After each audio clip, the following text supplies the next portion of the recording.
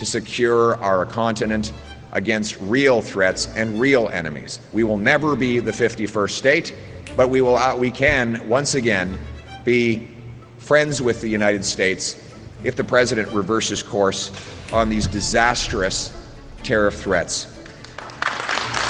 Our government in Ottawa at the time had a one-and-done rule, a one-page application form, one environmental approval.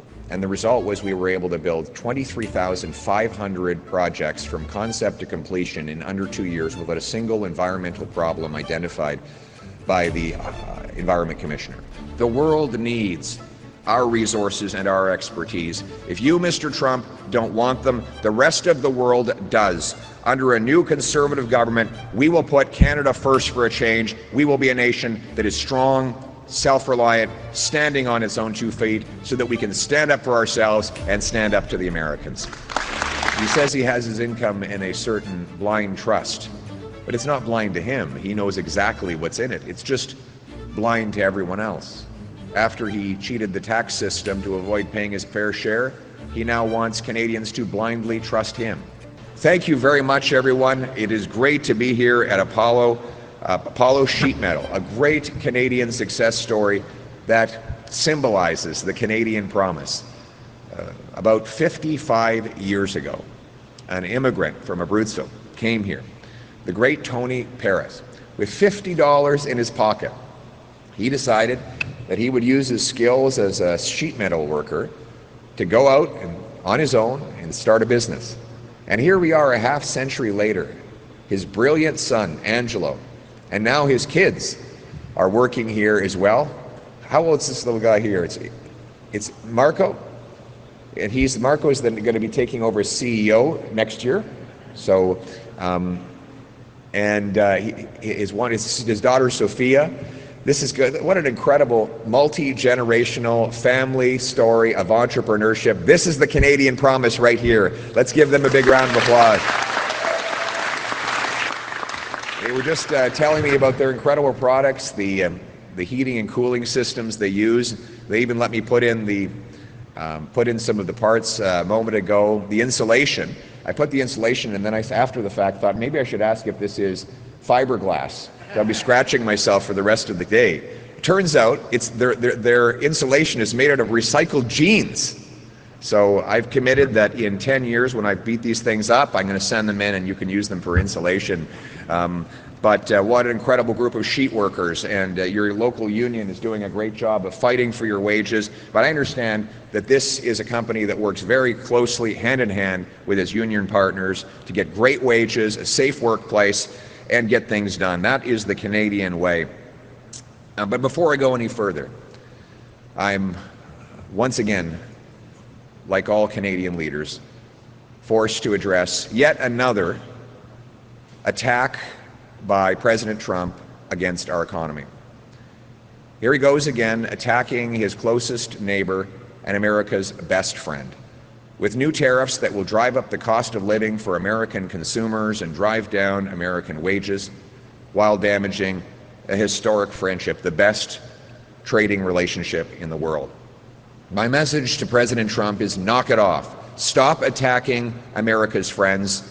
Start trading so that we can once again become richer, stronger, and more secure on both sides of the border. That is how we will have the money for stronger military and stronger borders to secure our continent against real threats and real enemies. We will never be the 51st state, but we can once again be friends with the United States if the President reverses course on these disastrous tariff threats. But I have a further message for President Trump. If you decide to go down this road, this is what's going to happen. Yes, you'll do damage to us in the short term, but we will fight back and we will build back. Within 4 years of a new, strong Conservative government, Canada will be completely rebuilt. We will rebuild our economy. We will not be reliant on the U.S. anymore, and the Americans will have lost the greatest trading partner and friend they ever had. A Conservative government will build pipelines and LNG plants, aggressively promote mines and other resource infrastructure that has been blocked for the last 10 years. We'll have new overseas trading partners. We will knock down inter-provincial barriers so that we can trade with ourselves. We will send our goods to our friends on other sides of the oceans of the world. We will cut taxes and speed up permits so that we can sell our oil, gas, mining, lumber, agriculture, fisheries, manufacturing, small businesses and large businesses alike. The world needs our resources and our expertise. If you, Mr. Trump, don't want them, the rest of the world does.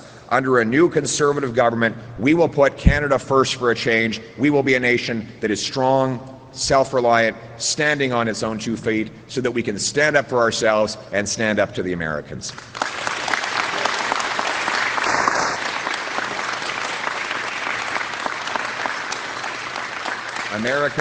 America, Mr. Trump, will be isolated and alone, which brings me to the reason why I am here today.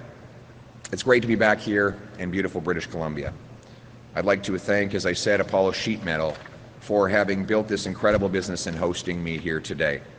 We want to bring home the Canadian promise that allowed Angelo's family to build this incredible business from scratch. Canada needs more of this, and we will have more of it. We need a Canada First plan to bring home our investment, and that's why the choice in this election is so important. After the lost Liberal decade of costs and crime up and our economy down under America's thumb, the question is, can we afford a fourth Liberal mandate in power? Or is it time for a new Conservative government that will put Canada first for a change by axing taxes, greenlighting resource projects, bringing home our investment and jobs so that we're strong enough to stand up for ourselves against the American threats and in favor of ourselves. This week we learned that while hardworking Canadians were paying more Liberal taxes, Mark Carney moved his corporate assets to Bermuda, a tax haven, to avoid paying his fair share.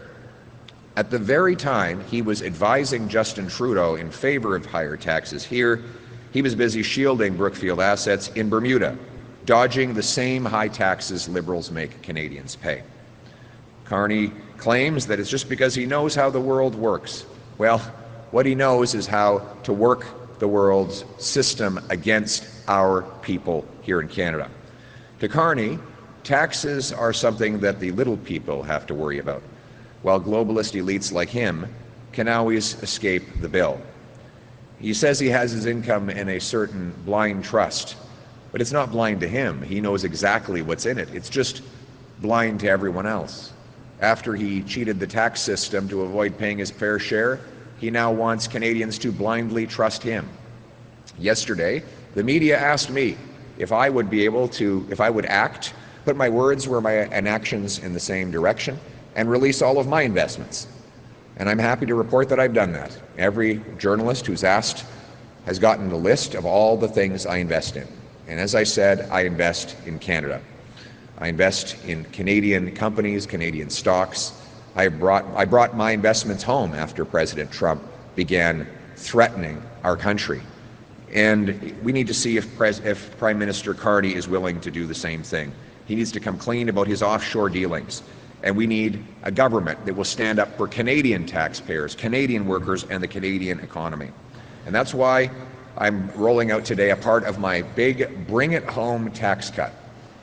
As Prime Minister, I will bring home the Canada First TFSA top-up. Here's how it works. You know, the previous Conservative government created the tax-free savings accounts that allow you to put aside up to $7,000 every single year.